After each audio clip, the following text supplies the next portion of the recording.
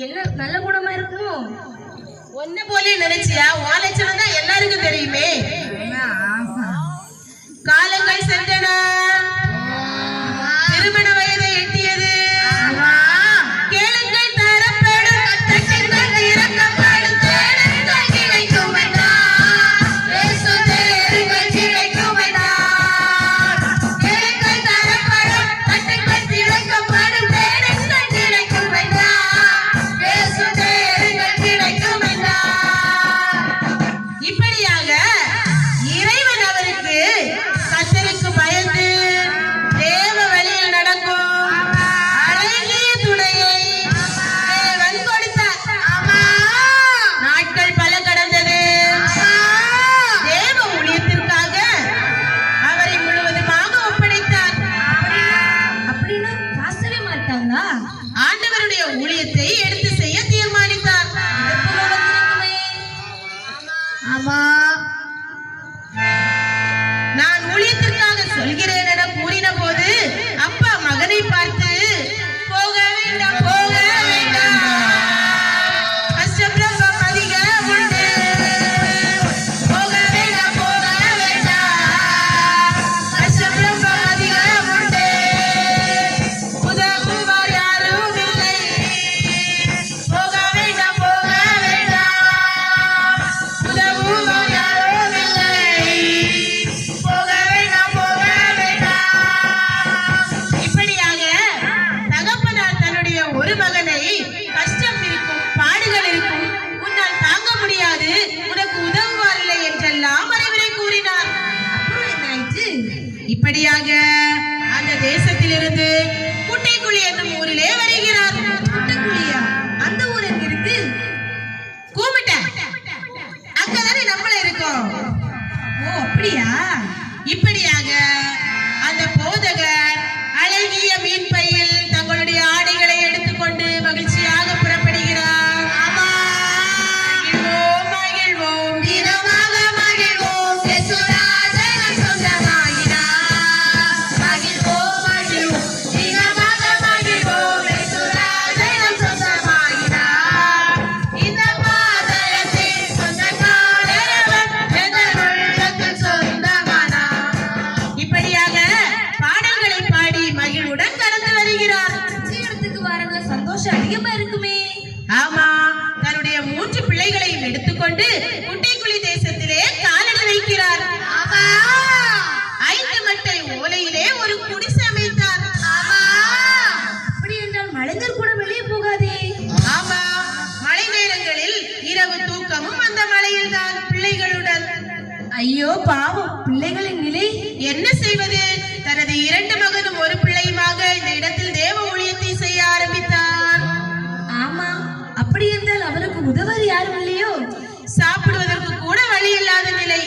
அப்படி என்றால் பசியில் வாடி இருப்பார்கள் அல்லவா? அதுதான் உண்மை. பிள்ளைகள் தகப்பனை பார்த்து, அப்பா பசிக்குதப்பா என்றார்கள். அப்பா பசிக்குதப்பா. அப்பா ஒரு வாய் சாப்பாடு தாங்கப்பா. இப்படியாக பசியாக கேட்கும் பிள்ளைகள் மத்தியில் அவர் கதறுகிறார் இறைவனை நோக்கி, இறங்கும் ஐயா, மனம் இறங்கும் ஐயா, இறங்கும் ஐயா, மனம் இறங்கும் ஐயா, தினமும் பசி கொடு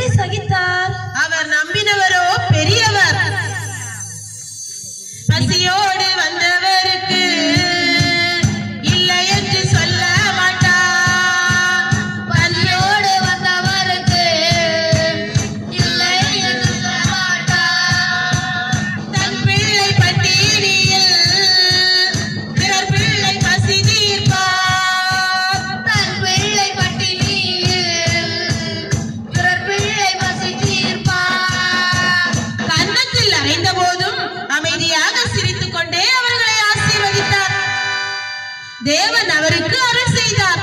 அப்படி என்ன செய்தார்? வல்லமையாக ஜெபிக்க கிருபையையும் சுகமளிக்கும் வல்லமையையும் தேவன் கொடுத்தார். அப்படி என்ன அற்புதங்கள் செய்தார்? நோயால் அவதிப்பட்டு வந்தவருக்கு, இதய வியாதியால் வந்தவருக்கு, உயிருக்கு போராடியவருக்கு, பாவியாய் வந்தவருக்கு, மரணக்கட்டில் இருந்தவருக்கு, இப்படியெல்லாம் அற்புதம் நிகழ்ந்தது. அதன் பிறகுதான் ஆட்டம் களை கட்ட தொடங்கியது. எப்படி? அநேக அற்புதங்கள் நிகழ்ந்தது. எதிர்ப்பும் கூடியது. அப்படியா? இன்று வரை எதிர்ப்பு இருக்கலாம் செய்கிறது. பல மந்திரங்களினாலும் தந்திரங்களினாலும் அவரை கொலை செய்ய தேடினார்கள். அச்சச்சோ, பாவம். அவர் யாருக்கும் எந்த கெடுதலும் செய்யவில்லை. ஒரு வார்த்தை கூட பேசவில்லை. ஒரு வார்த்தை சொல்லவில்லையா? ஒன்றுமே சொல்லவில்லை. தேவன் அதற்கு பிரதிபலனை அவர்களுக்கு கொடுத்தார். அதன் பிறகு என்னவாயிற்று? அற்புதம், அதிசயம், மரக்கட்டைகள் நடந்தது. அற்புதம், அதிசயம், மரக்கட்டைகள் நடந்து வருகிறது. கவலைப்படாதே, கவலைப்படாதே, கவலைப்படாதே, கவலைப்படாதே. அற்புதங்கள் புரிந்து வருகிறது. அதை ஊர்வலங்கள் காத்து வருகிறது. இப்படியாக பல அற்புதங்களையும் அதிசயங்களையும் நிகழ்த்தியதான ஆலயத்தை விரிவுபடுத்த ஆசை கொண்டார். நல்ல விஷயம். எப்படி செய்தார்? ஆரம்பத்தில் 25 காசு காணிக்கை கிடைத்ததான போதகர் ஆலயத்தை முதற்கட்டமாக ஓட்டு கட்டடமாக மாற்றினார். ஐ, சூப்பர். மக்கள் வரத் தொடங்கினார்களோ? அநேக மக்கள் வர தொடங்கினார்கள். அற்புதங்களையும் அதிசயங்களையும் பெற்று சென்றார்கள். நாட்கள் சென்றன. 2015ஆம் ஆண்டு ஆலயத்துக்கு பெயர் சூட்டும் நிகழ்வு நடந்தது. அவர் கண்ட மகிழ்ச்சிக்கு அளவே இல்லை. அப்படியா? பல அற்புதங்களையும் அதிசயங்களையும் கண்டு அநேக ஜனங்கள் வந்தார்கள். பல ஞானஸ்நானமும் எடுத்தார்கள். வெளியூரில் இருந்தெல்லாம் ஜனங்கள் அற்புதங்களை கண்டு வரத் தொடங்கினார்கள். காலங்கள் சென்றன. போதகருக்கு வயதும் போய்கொண்டிருந்தது. ஒரு நாள் தனது இளைய மகனை அழைத்து தனது ஊழிய பொறுப்பை கரங்களிலே கொடுத்தார். இப்படியாக நாட்கள் உருண்டோடின. 28ஆம் தேதி ஆகஸ்ட் மாதம் 2020ஆம் வருடம் அவர் தேவனுக்குள் நித்திரையடைந்தார். ஐயோ, பிள்ளைகளின் அழுகுரல், பல மனங்கள் உடைந்தன. அவர் சம்பாதித்த சொத்துக்கள் அவருடைய விசுவாசிகள் மட்டுமே. தனக்கென்று எதுவும் சம்பாதிக்கவில்லை. அவர் போகிறார். இறுதியாக அவரது முகத்தை அவர்கள் பிள்ளைகள் அனைவரும் காணும்படி வைத்து அடக்க ஆராதனை முடிந்தது. சமயமா ரதத்தில் நாம் சொர்க்க யாத்திரை செய்யும்போது, சமயமா ரதத்தில் நாம் சொர்க்க யாத்திரை செய்யும்போது, கலங்கி நின்ற மக்களுக்கு முன்னுதாரணமாக எழுந்து நின்றார் போதகரின் இளைய மகன் மகேஷ் போதகர் அவர்கள். அவர் எப்படிப்பட்டவர்? தந்தையின் ஜெபத்தாலும் அவரின் போதனையாலும் வளர்ந்த அவர் வல்லமையாக ஜனங்களை ஒன்று கூட்டினார்.